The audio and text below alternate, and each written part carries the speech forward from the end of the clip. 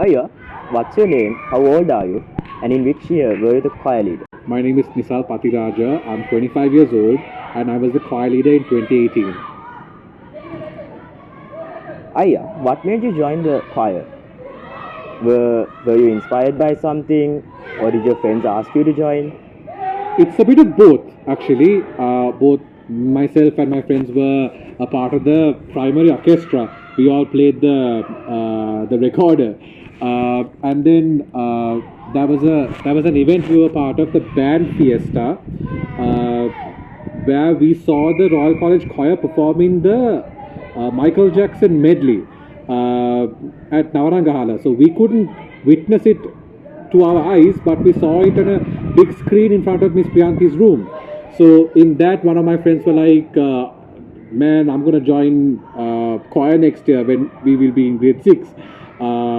And I was like, "Yeah, why not?" Because they were really good. Because they were doing all these dance moves, and it sounded really good. So yeah, that was why we all joined the choir at one point. Do you remember your first day in the choir?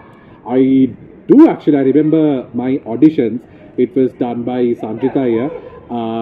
And I didn't know about scales or anything. I was in grade 6. I didn't know about music at all. He told me to follow the note. So he played the notes and I followed it. And he told me I was a soprano. I obviously didn't know what a soprano was.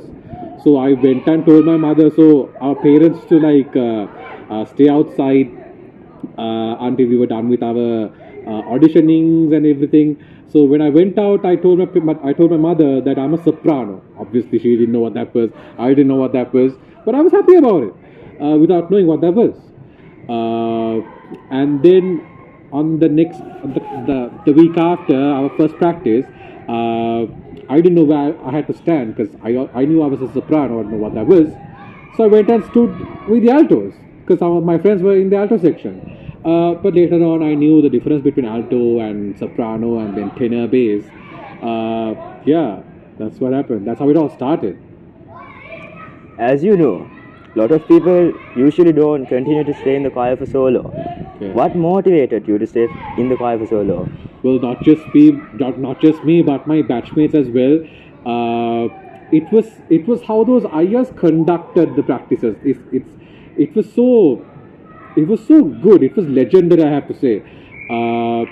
Practice was so fun. We used to have huddles after every practice, and then Miss Sureka used to conduct the practices. Like we used to give all kinds of songs, and it was a sense of unity.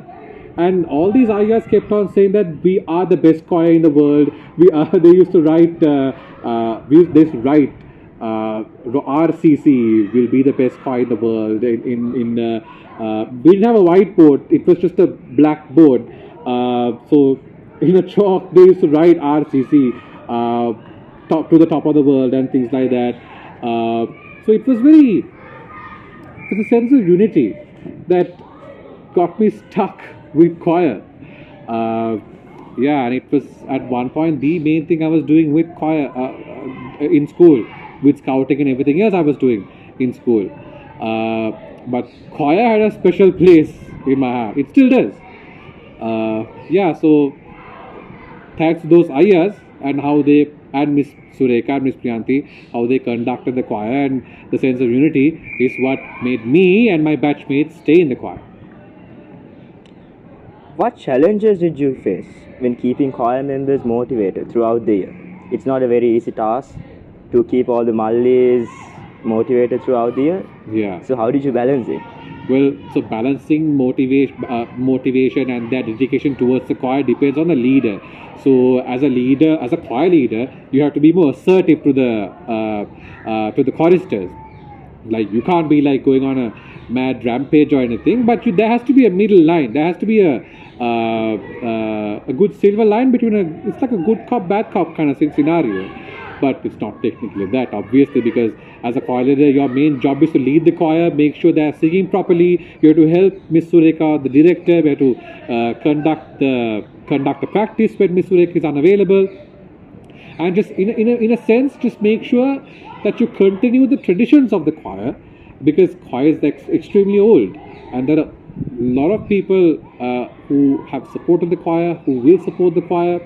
That's a lot in line. So you have to have that sense of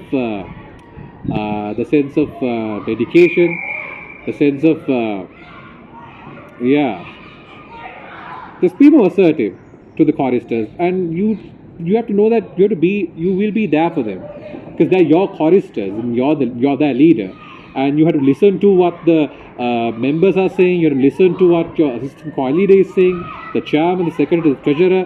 There has to be like a teamwork basically, right? Collective responsibility. Everyone's responsible. So are you. So yeah.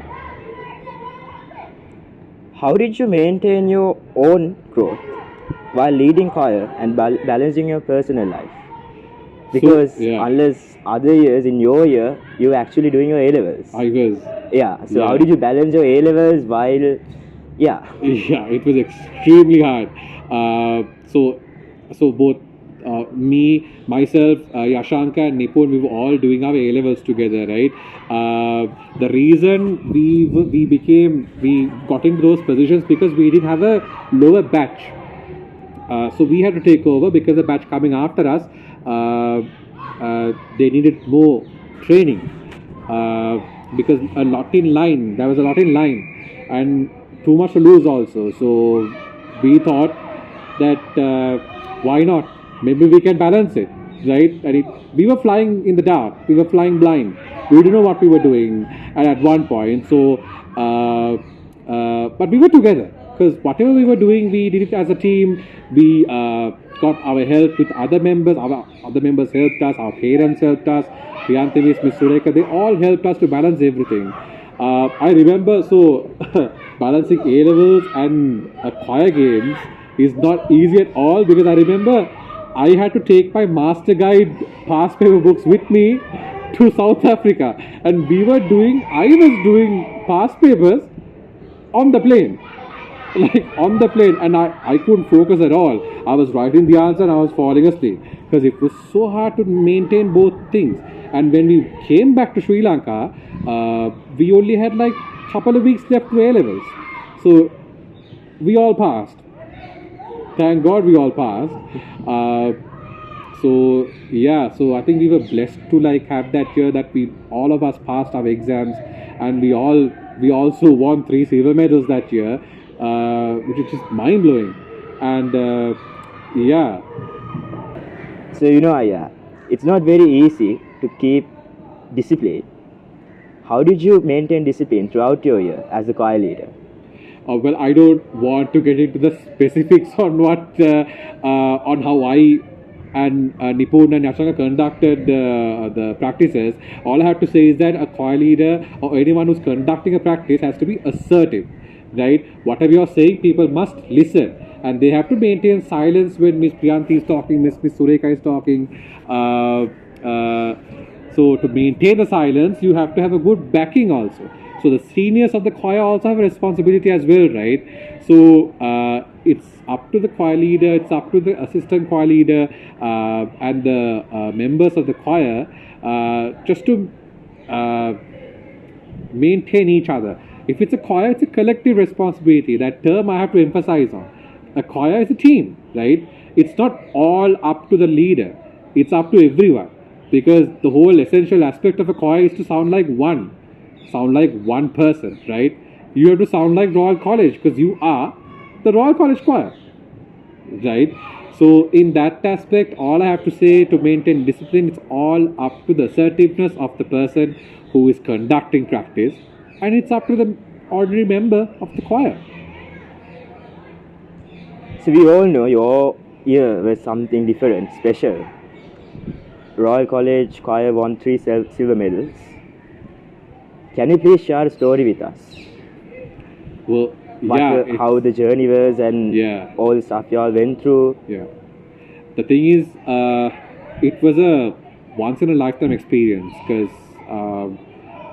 what we went through, the struggle because all the practices were extremely hard. Because not just singing, we had to dance also. Because it's all about presentation, right? It's not just singing. We sounded good. We anyway sound good. because we're the Royal College Choir, right? But it's not just that, because if you want to win, you have to win good, right?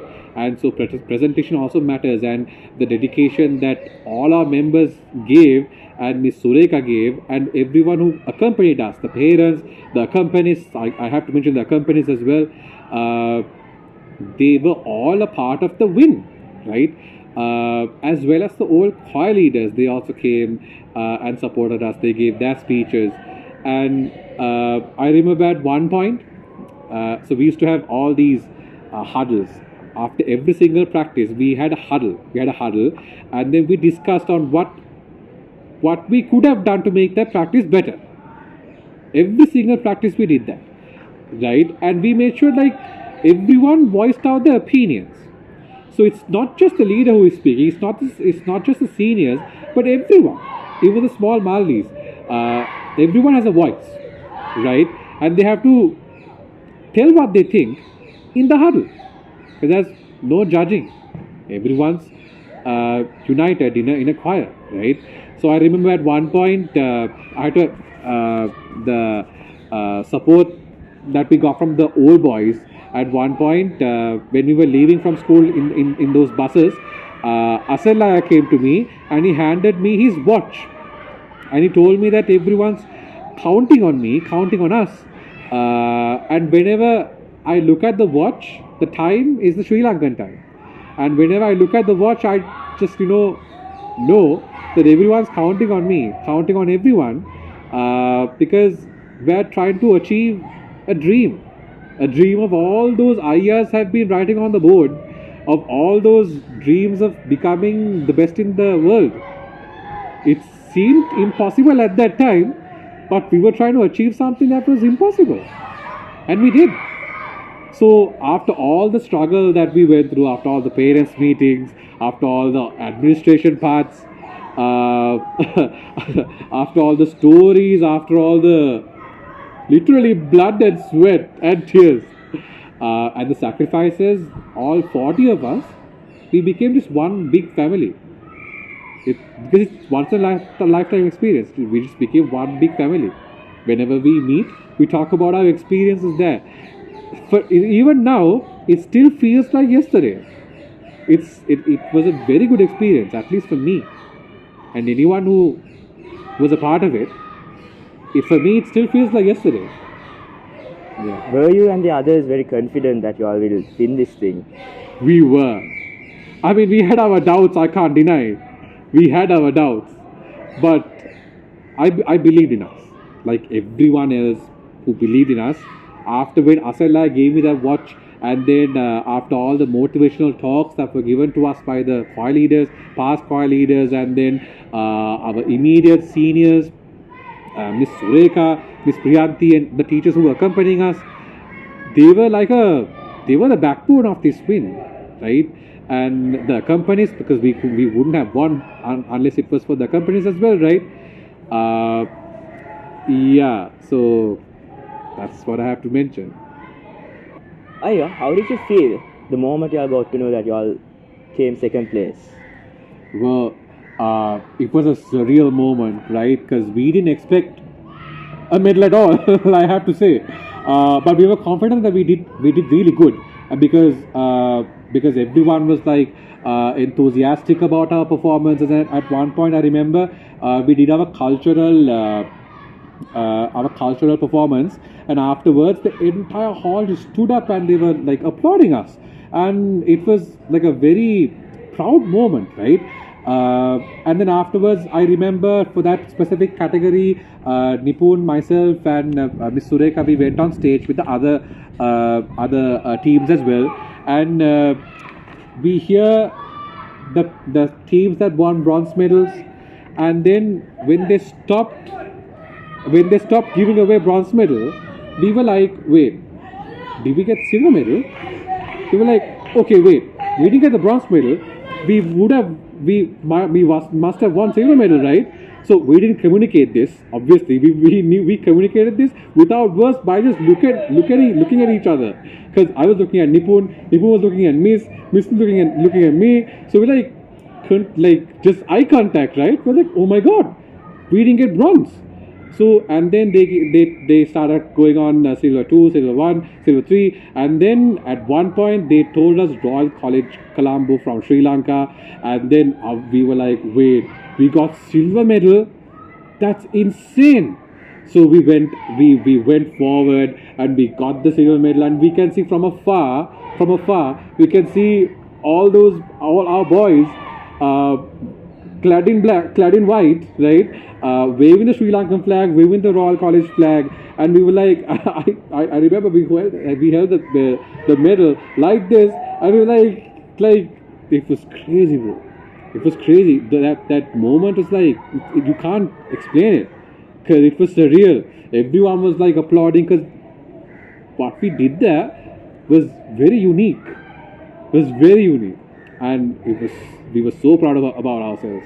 And I remember after getting those medals, myself, Nipun, and Miss Sureka, we walked up towards the team who were like screaming and everything. And then in the middle of that, in front of everyone, we gave an R. We gave it in front of everyone. Obviously, everyone was like scared on why we were screaming, but we did it. We gave an R, and yeah, it can't really. It's very hard for me to explain that feeling. It was like very surreal. It was like living a dream, and it was actually a dream that came true. Coming to the final part of the interview, Aya, what were the benefits and experiences you gained out of choir? Well, I have to mention that choir was, again, it made me do something with a team that is so talented, and it made me feel like a part of a team that is so talented that we were able to achieve a dream, because my batchmates and I and the batches below us, we were always hearing RCC achieving the dream, the best choir in the world. We may not have been the best choir in the world, we didn't get gold, but that's okay. We got something. We got a silver medal. Did we expect it? No, we didn't. But did we know we were going to win? We believed in ourselves. We believed in our performance. Everyone did. And getting that medal, again, a medal doesn't define you. The journey did. And we put a lot to that journey. A lot was in line. Everyone was sacrificing their own thing. We were sacrificing our education. Most of them, yeah, it was the sacrifice and everything that made all of us, all 40 of us, together. And that's what that World Choir Games choir is special to me, because what we went through made us really close. And they're all like brothers to me, because every single day, late night practices, late night parents meetings, all these administration things, contacting World Choir Games administration, it was a very unique experience that I just hope that the choir can experience in the future, because the choir has potential and they have to do whatever they can to gain that potential. And what they should know is that there is a lot of old choristers and old choir leaders that are united, and they will do whatever it takes to help the choir. So there is always a supporting team out of school. Just reach out to us and we will come and help you guys. So that's that. And choir is one of the best things that I did in my life, and it made my experience in school a very unique experience.